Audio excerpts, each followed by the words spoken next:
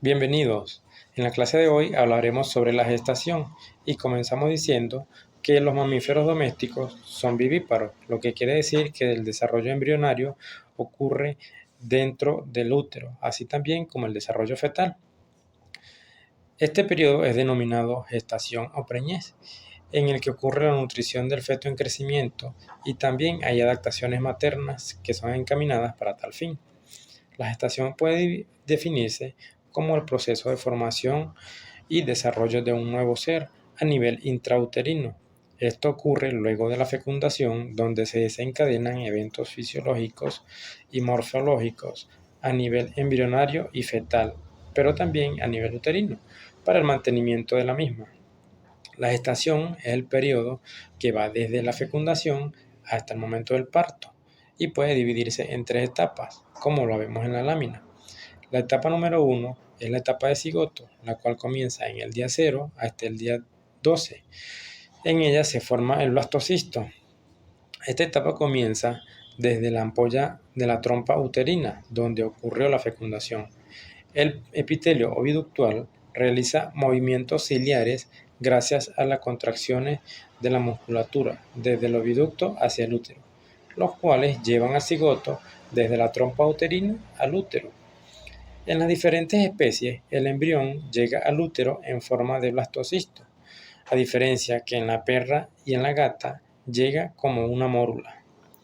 La etapa número 2 es la etapa embrionaria.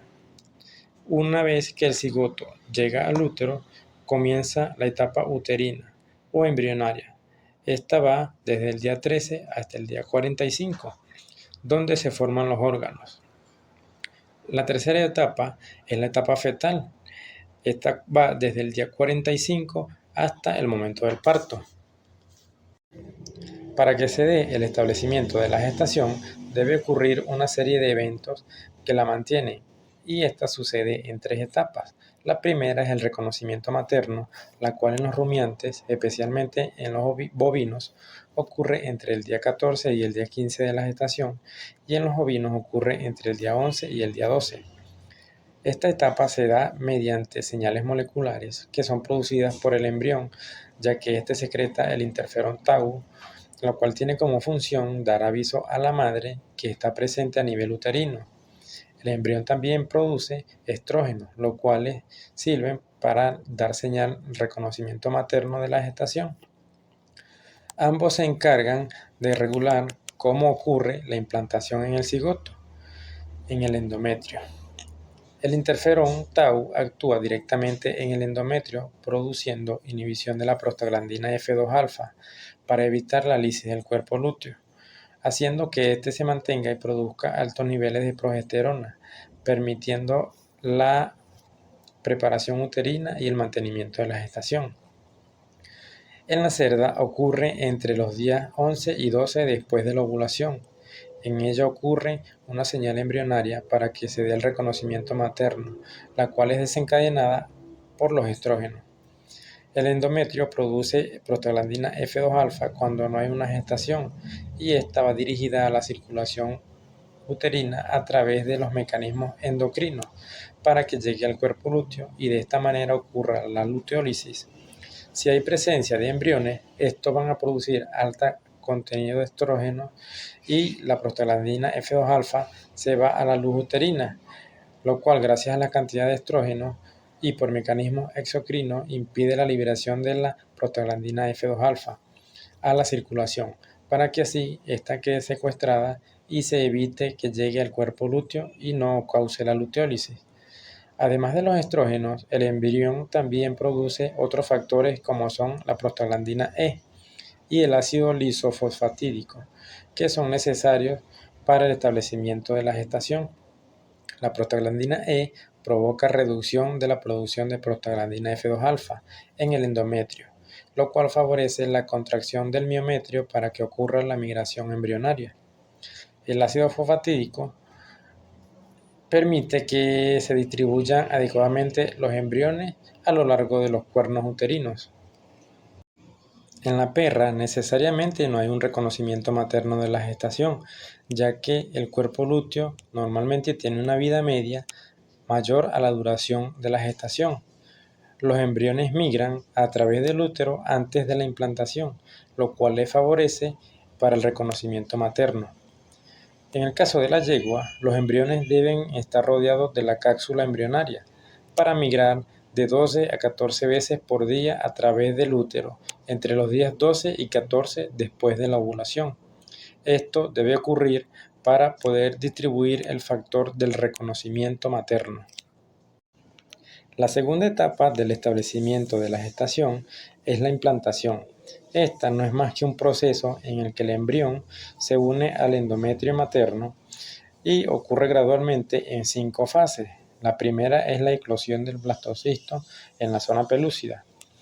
La segunda es el precontacto y orientación del blastocisto. Esto es que hace contacto inicial entre las células del trofoblasto y el epitelio endotelial. También ocurre una orientación de la masa celular interna. La fase número 3 es la aposición, la cual es el posicionamiento que toma el blastocisto en una zona determinada y específica en el útero, que comienza con interdigitación de las vellosidades coriónicas en el epitelio luminal del endometrio.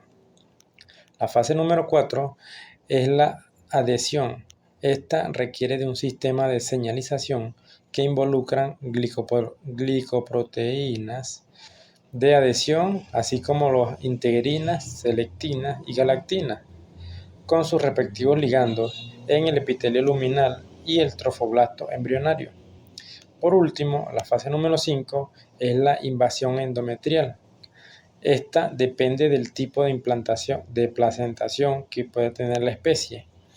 Principalmente ocurre en las especies donde hay fusión entre las células del trofoblasto y del endometrio durante la formación de la placenta.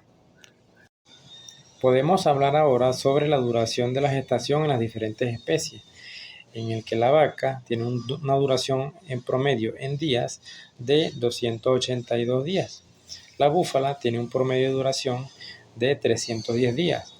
La oveja tiene un promedio de duración de 148 días. La cabra tiene una duración aproximadamente de 150 días. La yegua tiene un promedio de duración de 335 días. La cerda, por su parte, tiene un promedio de 114 días y la perra tiene un promedio aproximadamente de 62 días. Continuando con la duración de la preñez, hay factores que influyen en ella, que según la especie tienen una duración determinada en el tiempo, pero es modificada por factores como pueden ser los factores maternos, en el que la edad de la hembra influye sobre esta duración de la preñez en cualquier especie. Factores fetales. Se dice que la duración de la gestación está relacionada con el tamaño de la camada en las especies políticas, excepto en la cerda. Las gestaciones múltiples en especies monotócas tienen periodos más breves. En el caso de los becerros, los rumiantes, los becerros tardan aproximadamente de 3 a 6 días menos al nacer que las gestaciones únicas. El sexo del feto también puede influir durante el tiempo de la gestación. Los becerros y potros machos, cuando nacen 1 o 2 días después de la hembra, también influyen mucho. Factores genéticos. Se dice que hay ligeras variaciones en la duración de la preñez en razas de la misma especie, ya que puede deberse a estos efectos genéticos. La raza del embrión determina la duración de la gestación en el caso de los bovinos. Y hay factores ambientales en que la estación del año puede verse influida en la duración de la preñez. Una vez que hablamos sobre la primera y la segunda fase del establecimiento de la gestación, continuamos con la tercera fase, que es la placentación. Este es un proceso de formación de las membranas extraembrionarias en los mamíferos. Es indispensable ya que le permite a este embrión que se adhiera al endometrio. Estas membranas son el saco vitelino, el amnios, el corion y el alantoides. Hablando del primero, el saco vitelino, este se origina a partir del endodermo primitivo, el cual, junto al trofoblasto y al mesodermo, forman el corion y el amnios. El segundo es el amnios, el cual contiene líquido amniótico, que se encuentra en contacto directo con el embrión y es la membrana más interna. El tercero es el corion, el cual es la membrana más externa del embrión y está en contacto directo con el endometrio uterino. El cuarto es el alantoides y este se origina por una evaginación del intestino primitivo donde surge el sistema vascular de la placenta fetal. A medida que el embrión se va desarrollando, el saco vitelino involuciona y el alantoide se llena de líquido, que luego se fusiona con el corion para formar el corioalantoides, que se convierte en la membrana más externa, siendo la porción fetal de la placenta. Hablemos ahora de la placenta. Esta es un órgano temporal que representa una interfase por la cual hay un intercambio bidireccional de nutrientes, de hormonas, gases y otras sustancias entre la madre y el feto. La placenta tiene como unidad funcional las vellosidades coriolantoidales, que son proyecciones pequeñas que se interdigitan con el endometrio uterino y su superficie de absorción le permite el intercambio entre el feto y la madre. La placenta también funciona como órgano endocrino, capaz de producir hormonas que le ayudan a controlar el ambiente uterino para favorecer el desarrollo del feto y también actuar al momento del parto. Hay diferentes tipos de placenta según la distribución de las vellosidades coriolantoidales. La placenta difusa tiene vellosidades y pliegues coriales de pequeño tamaño y que se distribuyen uniformemente en la superficie del corion. Este tipo de placenta se encuentra en los porcinos y en los equinos. Otro tipo de placenta es la zonal, las cuales las vellosidades que determinan la zona de intercambio de nutrientes, desechos y unión con el endometrio se encuentran delimitadas formando un cinturón central que rodea al feto. Característica esencial de esta placenta, de este tipo de placenta, es que se encuentra en los perros y en los gatos. Las placentas cotiledonarias tienen vellosidades coriónicas que se agrupan en pequeñas zonas del corion llamadas cotiledones, que se interdigitan y fusionan parcialmente con sitios delimitados en el endometrio, llamados carúnculas, y estas a su vez forman estructuras conocidas como placentomas, y es característica de los rumiantes. La placenta discoidal es que tiene las vellosidades del corion abarcadas en un área circular y polarizada. Es característica de los primates, los roedores y de los humanos. Para el mantenimiento de la gestación es necesario que se secreten hormonas, las cuales van a indicar al organismo de la madre que hay presencia o no de un cigoto o hay presencia de un embrión o en un estadio más avanzado que existe un feto. Hablamos primeramente de la progesterona. Esta es una hormona clave y necesaria para mantener la preñez. Gracias a la secreción del cuerpo lúteo, esta hormona permanece durante toda la gestación en los animales domésticos, excepto en la yegua, que probablemente durante la segunda mitad de la gestación proviene de la placenta, así como también en la oveja. Pero en el caso de la vaca, de la cabra y de la cerda, la secreción de progesterona proviene del cuerpo lúteo. En los estrógenos, estos actúan en el reconocimiento materno de la gestación y también regulan el momento de la implantación del embrión en el endometrio. Otra hormona importante es la GnRH, u hormona liberadora de gonadotropina. Esta permite una secreción pulsátil continua de la hormona luteinizante para mantener el cuerpo lúteo, y esta a su vez mantiene una producción de progesterona, la cual es necesaria para el mantenimiento de la gestación, como lo hablamos anteriormente. Otra hormona importante es la gonadotropina coriónica equina, lo cual entre los días 40 y 130 de la preñez están presentes elevadas concentraciones de esta hormona en la sangre materna, pero no en la sangre fetal. Esta hormona es secretada por las células trofoblásticas y luteiniza los folículos y mantiene el funcionamiento de los cuerpos amarillos secundarios.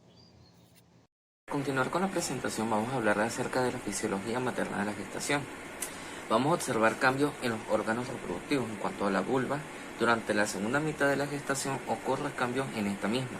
Se torna muy edematosa y vascular. En cuanto a la vagina, la mucosa se torna pálida y seca durante la mayor parte de la gestación, pero se torna edematosa y flexible a su término. En cuanto al cuello uterino, durante la gestación el feto en desarrollo es retenido dentro del útero por el cierre hermético del agujero externo del cuello uterino. Un moco viscoso llamado tapón viscoso de la preñez sella un producto cervical, el cual se licúa y se expulsa en forma de bandas inmediatamente antes del parto. Cambios en el útero. A medida que avanza la gestación, el útero experimenta una expansión gradual para dar espacio al feto que está en crecimiento. Pero el miometrio permanece inactivo para evitar la expulsión prematura. Cambios en los ovarios. Durante la gestación hay persistencia del cuerpo lúteo y como resultado se suspenden los ciclos estrales. En algunas vacas se pueden presentar estros durante el principio de la preñez.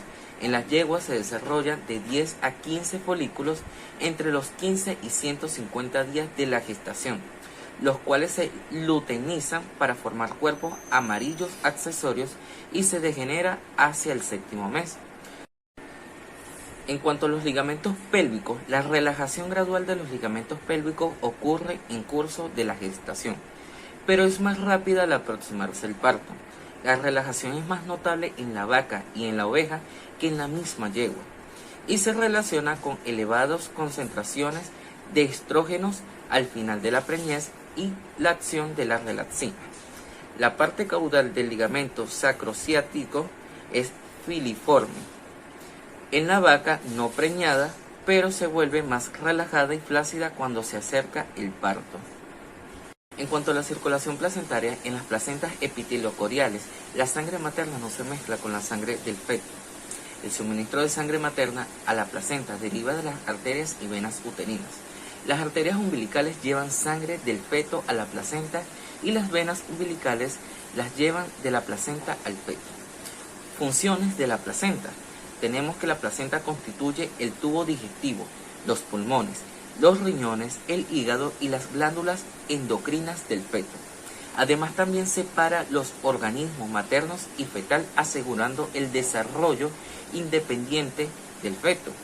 En cuanto a los gases, en la placenta actúa un sistema líquido-líquido, mientras que en los pulmones se trata de un sistema gas-líquido. Las arterias umbilicales llevan sangre no oxigenada del feto a la placenta, mientras que las venas umbilicales llevan sangre oxigenada en dirección opuesta. El dióxido de carbono se difunde libremente de la circulación fetal a la materna, lo cual es facilitado por mecanismos fisiológicos. La sangre fetal tiene menor afinidad por el CO2 que la materna durante la transferencia placentaria de oxígeno. Esto favorece la difusión de dióxido de carbono de la sangre fetal a la materna. En cuanto a los nutrientes, la placenta permite el transporte de carbohidratos, aminoácidos, vitaminas y minerales como sustratos para el desarrollo y crecimiento del feto. Esto se basa en el flujo neto de la madre hacia el feto o en dirección opuesta. En la placenta no se transmiten inmunoglobulinas al feto, que puede deberse a las estructuras de los diversos tipos de placenta. La placenta cotiledonaria en rumiantes y placenta difusa, como lo es en yeguas y en cerdas, moléculas grandes como las inmunoglobulinas son imposibles de pasar al feto. La placenta zonaria en carnívoros hay una transferencia limitada de inmunoglobulinas. La placenta discoidal, primates y roedores, donde la sangre fetal es separada de la materna por pocas capas de tejido. Hay considerable transferencia de inmunoglobulinas de la madre al feto en la gestación.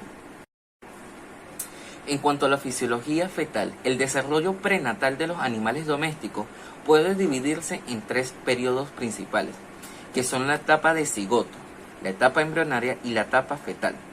las cuales al principio de la presentación hablamos sobre ellas. Además, también necesita de otros aportes como lo son nutrición y metabolismo fetales. El blastocito y el embrión joven son nutridos por líquido endometrial, mientras que el feto recibe su aporte nutricional de la circulación materna a través de la placenta. Necesita de carbohidratos, proteínas, vitaminas y minerales para su mantenimiento, diferenciación, desarrollo y crecimiento. El feto continuamente recibe glucosa de la madre a través de la placenta. Esta constituye el principal combustible metabólico fetal. Hacia el final de la gestación, el feto acumula glucógeno en el hígado y en el músculo esquelético para superar el periodo de transición después del nacimiento, antes de que se establezca el amamantamiento eficiente. En los fetos de rumiantes, el acetato, lactato y aminoácidos pueden ser sustratos energéticos importantes.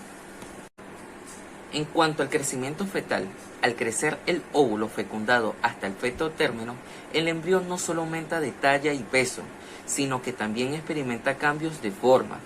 La rapidez del crecimiento fetal depende del aporte de nutrientes y de la capacidad del feto de utilizarlos.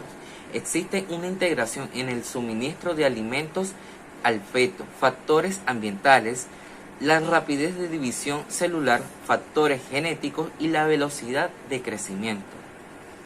En cuanto a la circulación fetal, es similar a la del adulto, excepto que la oxigenación de la sangre ocurre en la placenta y no en los pulmones. Posee variaciones que dirigen la sangre oxigenada a los tejidos. Una parte de la sangre de la vena umbilical se desvía a través del conducto venoso desde el hígado hacia la porción caudal de la vena cava para evitar el metabolismo. En el cerdo y en el caballo nunca se desarrolla un conducto venoso, sino que la sangre de la vena umbilical atraviesa por los sinusoides hepáticos. La cresta divisoria se proyecta desde el borde del agujero oval y separa el flujo de la porción caudal de la vena cava de dos corrientes antes de llegar a las aurículas. La corriente que sale del conducto venoso es guiada a través del agujero oval hacia la aurícula izquierda, llevando sangre oxigenada a la cabeza y el ventrículo izquierdo, en desarrollo del periodo neonatal. El conducto arterioso deriva la mayor parte de la sangre arterial pulmonar hacia la aorta, lejos de los pulmones no funcionales. El agujero oval se mantiene abierto gracias a la presión arterial elevada en el hemicardio derecho del feto. De manera similar, la sangre fluye desde la arteria pulmonar hacia la aorta, a través del conducto arterioso por una diferencia de presión. En cuanto a los métodos diagnósticos de la gestación en las diferentes especies que hemos estudiado, tenemos la palpación transrectal.